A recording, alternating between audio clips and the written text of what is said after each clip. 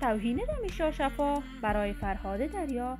رمیشا شفا اولین رقیب خود را آریانا سعید می‌داند و ازدواج سوم رمیشا با مرد ایرانی. ما در این ویدیو پیرامون همین موضوعات خواهیم پرداخت. پس در ادامه با ما باشید.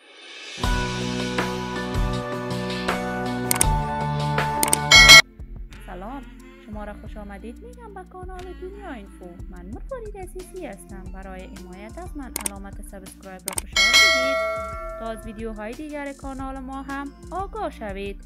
رمیشا شفا هنرمند پشتو زبان قندهاری، زاده سال 1992 در قندهار می باشد. رمیشا شفا به زبان پشتو و فارسی دری آهنگ می سراید. رمیشا از سال 2015 رو به صنعت آوازخوانی آورده و آهنگ‌های بیشماری برای حقوق زنان می سراید. رمیشا شفا اهل افغانستان است. پدر و مادرش را طالبان در زمان طفولیتش به قتل رساندند. وی نزد اقاربش بزرگ شد تا صنف 9 مکتب.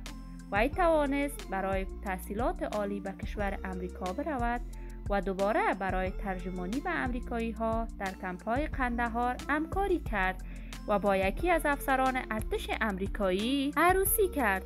وی دوبار ازدواج کرد و از دوبار ازدواج‌های ناموفق بوده است. اکنون رمیشا شفا با مدیر برنامه‌های خود نامزد شده است و می‌خواهد در سال جدید میلادی عروسی کند. رمیشا شفا در جدیدترین برنامه تلویزیونی کاکتوس با مختار لشکری فرهاد دریا را مافیای هنر موسیقی افغانستان دانسته است و آریانا سعید را یکی از رقیبان سرسخت خود دانسته است. این همه در حال است که رمیشا شفا سالهاست با هنرمندان خانم دیگر افغان در رقابت است و اما هنرمندان را توهین و تحقیر لفظی کرده است.